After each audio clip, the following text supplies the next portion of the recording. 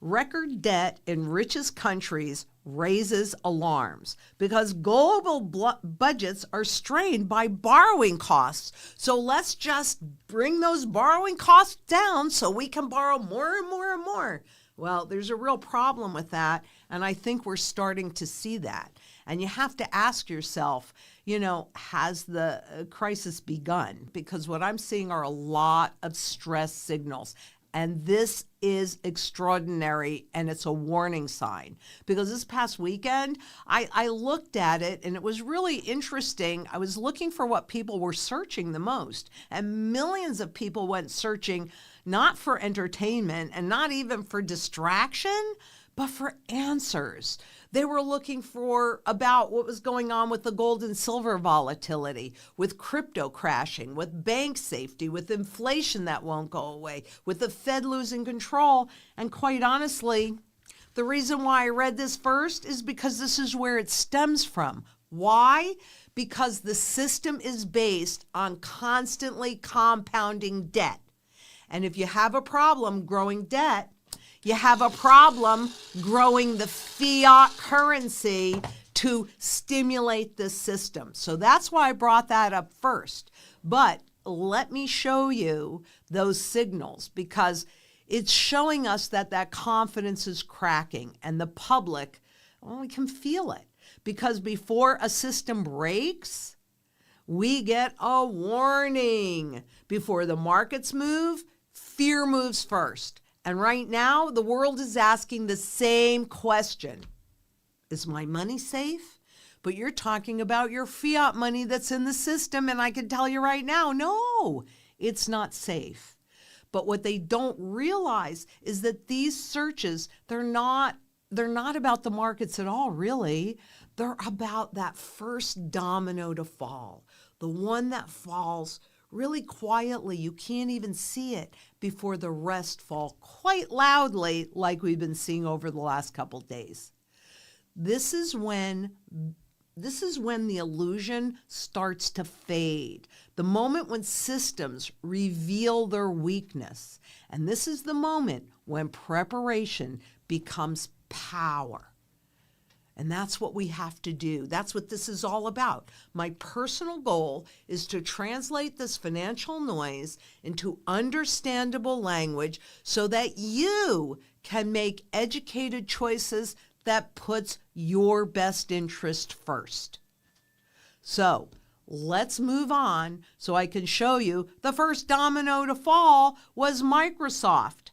On January 30th, if you haven't noticed this yet, one of the most stable mega caps gapped down 11%. That's actually not normal. That's a collateral event. And you'll see where I did that circle on this slide. That's because the 50-day moving average, which we've been talking about this quite a bit, the 50-day moving average crossed below that 200-day moving average. And that is a technical bear signal. Okay? So look at that gap down, because that then triggered the next piece, which is Bitcoin, which has already been in a bear market. Crypto is always a speculative release valve. So when liquidity tightens, it goes and drains there first. And when confidence evaporates, well, frankly, utility matters. And in a crisis, the world turns to certainty, not speculation. And why does that matter? Because what we're looking at are contracts. And contracts are used in one place. Bitcoin or cryptos or other speculative intangible assets, again, one place, 33 places, 36 places. So when demand goes away, guess what? They can and they do go to zero. It's confidence that gives it value. Just like fiat currency, just like this stuff. It's your confidence that this is something real, that this is something that has value, that pushes you to use it and be willing to work for it and try and save it. But quite honestly, that brings us to the canary in the coal mine. Because, all right, sorry about that. I'm a little ahead of myself here. But I want you to look at the spot Bitcoin because we've been talking about the 200-day moving average. You can see the same kind of crossover that you see right there. So what you need to know is that 50-day moving average currently, the spot price, is 13.73% away from that 200-day moving, or from that 50-day moving average. And I did these on Friday, so they're probably a little bit different today, but it proves the point and makes the point of what we're talking about here. That 200-day moving average, 26% away from that 200-day moving average. Remember, 10% is a lot. Can we have a dead cat bounce? Yes, we can. That's all that it will be about. It doesn't mean that anything has actually changed in there. But what about, oh yeah, look at this. I pulled this morning. That's why I'm a little off. I remember it wasn't even in here.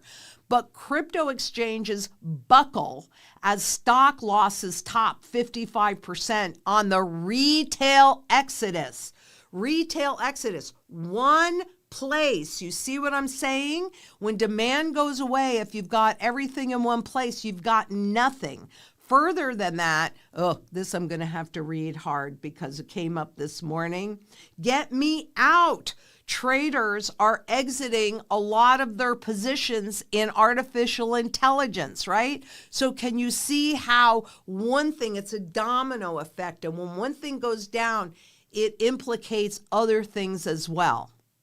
But here, gold and silver are the canary in the coal mine, and the canary is screaming because it's about the paper market cracking. I love this slide, and I had to use this slide because what does it say? This doesn't seem like a store of value. How are we supposed to trade this? Gold and silver are not a trade. The paper market's whipsawing 200 points one way or the other. That is about a trade and paper, and it's a trading market. The physical market is way different. It doesn't move that fast. It can't move that fast. And volatility in metals isn't really about the metals. It's about that paper market cracking. And when the derivative structure wobbles, and remember, derivative is just a big unsubstantiated bet. You can't convert it into the underlying. But when the derivative structure wobbles, it's this physical market that reveals the truth. Volatility is not risk. Counterparty exposure is that risk. And the physical market, well, it's told in a very different way, and it's showing a different story that started in 2025, right? When we were transitioning away from the paper markets into the physical markets dictating everything. Gold's record run in 2025 was not speculative. It was structural. We've talked about it throughout the year. Jewelry volumes fell 18% because prices rose, but spending hit $172 billion. Consumers did not walk away. They shifted how they buy gold. China is a great case in point, and so is India, because people move from jewelry to bars, coins, and even ETFs, which is not gold. That's what Wall Street wants you in because they can still control it. But the physical metal in your possession in any way, that's gold really returning to its monetary roots.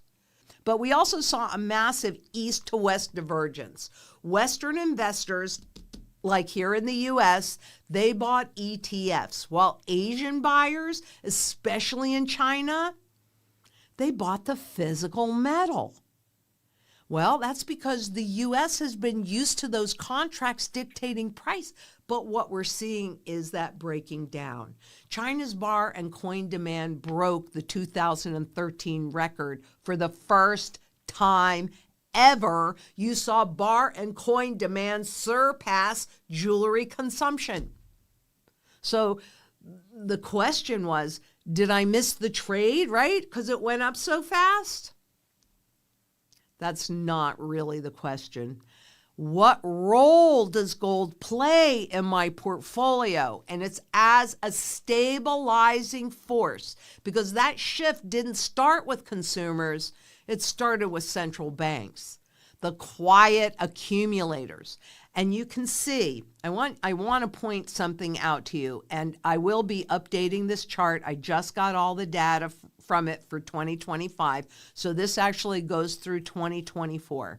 But from 1990 to 2000, central banks sold and leased and did all sorts of funny things to suppress the visible price. But by 2005, that course was reversed. And by 2010, they were net buyers. I'll point out that 2005 was 3 years before it became obvious to you that there was a problem. But central bankers knew it back then. And today, they're buying more gold than at any time in modern history. So let me show you what that looks like. Because what you're looking at here are a bunch of central banks, and those blue lines, 22 institutions reported an increase in their gold reserves around a ton or more during 2025. And you already saw how much they've been accumulating. And yet, like I said earlier, demand actually set a fourth quarter record, but a lot of that demand actually came from the public. So the public is noticing that there is a problem here. ETFs inflows, well, I think that this is interesting because this is one way that Wall Street can control the visible price, because an ETF, all you have is a share of a trust. And the underlying gold and or silver that supports that, you have no access to. But Wall Street can decide to buy the ETF and push the spot price up, or sell the ETFs and push the spot price down. It's a tool. However, what I liked the best was a 12-year high in bar and coin buying, because that's the public. So the central banks kicked this off. They've been buying since 2005, but the public is now transitioning. And I like that so much, because really, silver is the warning. Silver, and here it was. This was the beginning of January. Silver is now a strong buy, the highest lease rates since 2008. So what we're seeing here is the cost to borrow silver or to lease silver in times of stress spikes. And the timing of these spikes tell this story, because short-term silver lease rates hit their highest level since 2008, and both of these levels, which were in October of 2025 and then just recently, both of them are significantly higher than the lease rate premiums in 2008. What is that telling you? They want you to think everything is hunky-dory, that everything is just fine.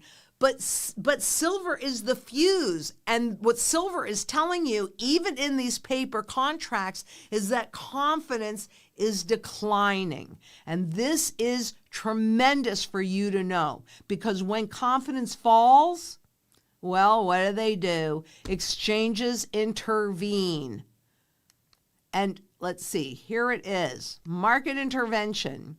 Surging silver and gold slide after the CME, and I did a video on this, raises margin requirements, which means that you have to come up with more collateral to borrow, which both of these, between the lease rates and the margin rates, that makes it more expensive to speculate. When you have the physical metal in your possession, you're not speculating. You're holding something with no counterparty risk. But all of this other stuff runs tons and tons of counterparty risk. So it was in, and this is really important, December 20, let's see, I think that's 29th of 2025 was when they did their first margin hike, triggering an immediate sell-off. Silver fell about 8% and gold about 5% on that Monday after they raised the rates. But that wasn't enough. Why not? Because guess what? They did it again on December 30th to the 31st. They raised the margin rates again and again in January, just recently, on the 31st again. 3 hikes in 1 year. The first one alone was massive. 33% for gold and 36% increase for silver. That's massive. And the CME rarely raises margins twice in 1 week unless that volatility is extreme and they are extraordinarily vulnerable. This, the 29th, the 30th, and 31st, this was a double hike event. What does that tell you? Because that tells me panic.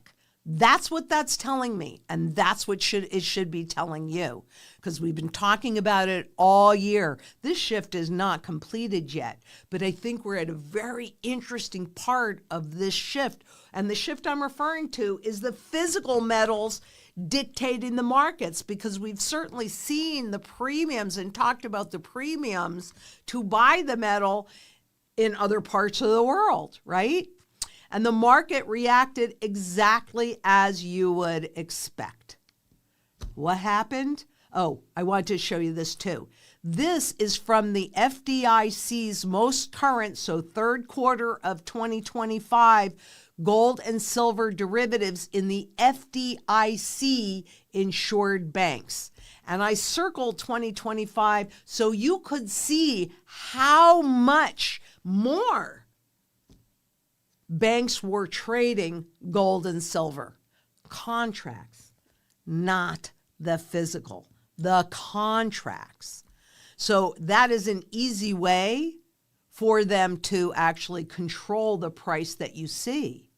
And here's the market reaction. And actually, I noticed that one of the questions was about support and resistance. But on Friday, you saw silver make a major dumperooski. Right?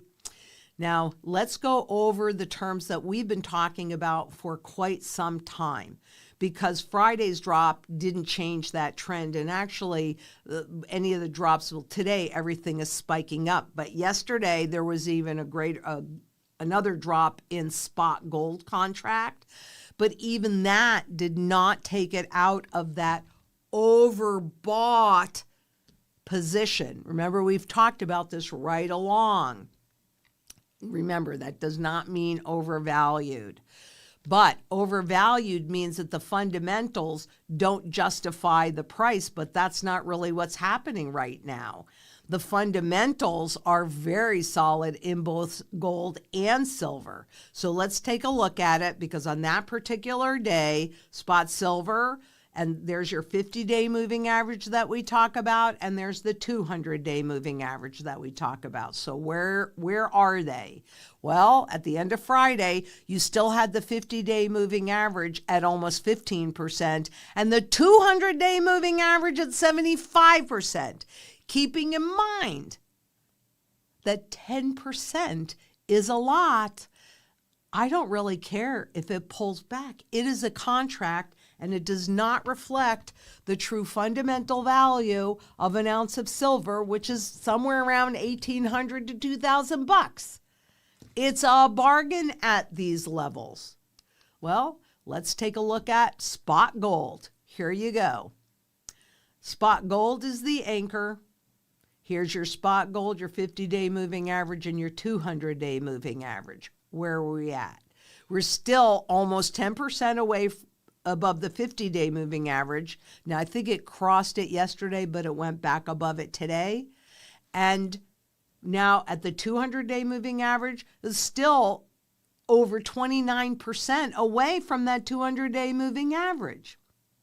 So knowing the truth can help you make educated choices. You're looking at paper markets here, but keep in mind that we are transitioning into the physical markets dictating the price. And I am very happy about that because it's about darn time. So with that said, together we can change the world. Let's just do it. What the hey? What the hey? Imagine if we actually get redeemable gold back in the system, our great, great, great, great grandchildren will thank us for it.